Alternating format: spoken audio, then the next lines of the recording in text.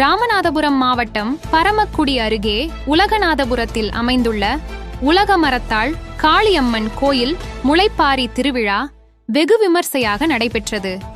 மழை பெய்து விவசாயம் செழிக்க வேண்டி நடைபெற்ற முளைப்பாரி திருவிழா கடந்த வாரம் தொடங்கி தினமும் இரவு பெண்கள் பாரம்பரிய உடை அணிந்து கும்மியாட்டம், ஆண்கள் வேஷ்டி சட்டை அணிந்து ஒயிலாட்டம் என சிறப்பாக நடைபெற்றது.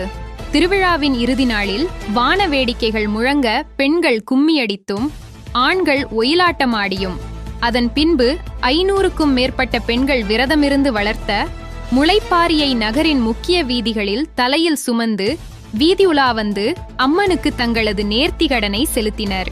விழாவை காண சுற்று வட்டார பகுதிகளை சேர்ந்த பொதுமக்கள் கூடியிருந்து விழாவை கண்டு ரசித்தனர்.